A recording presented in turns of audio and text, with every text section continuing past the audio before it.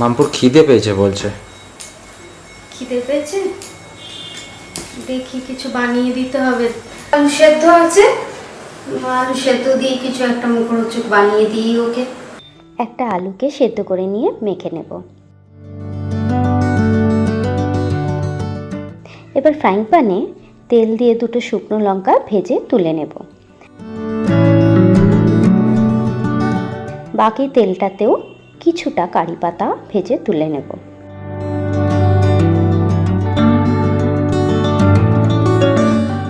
আবারও দেখুন একটু তেল রয়েছে ফ্রাইং প্যানে, সেখানে ওই তেলে অল্প নুন দিয়ে মাখা আলুটা বেশ সুন্দর করে নাড়াচাড়া করে নেব।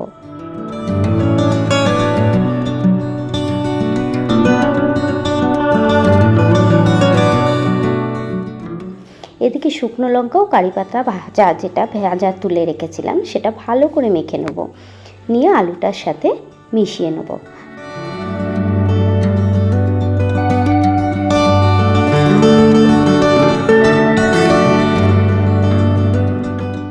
ব্যাস, আলুটা আমার রেডি। এবার আরেকটি বাটিতে আন্দাজ মতো বেসন, নুন ও হলুদ সহকারে জল দিয়ে বেশ একটা সুন্দর ব্যাটার তৈরি করে নেব।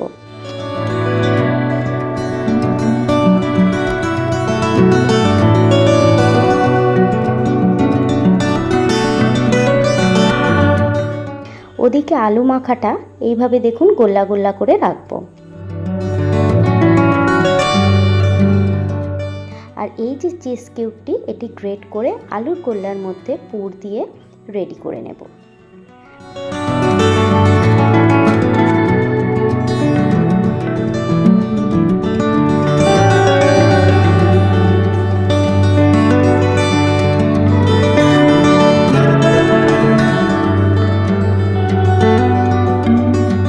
ব্যাস, হয়ে গেল।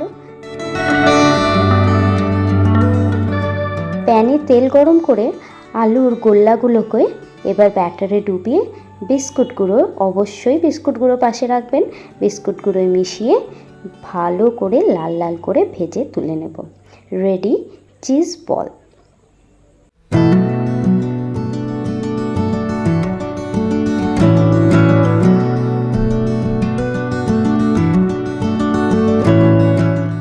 পটেটো চিজ বল বা আলুর চিজ বল।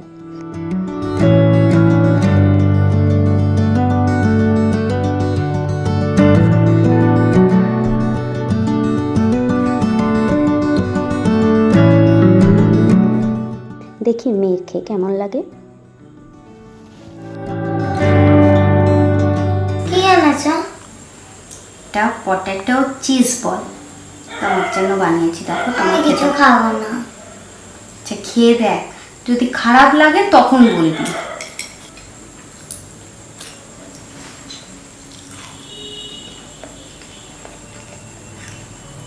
কেমন?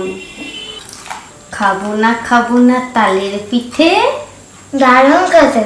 খেয়ে দেখি, সে বড্ড মিঠে।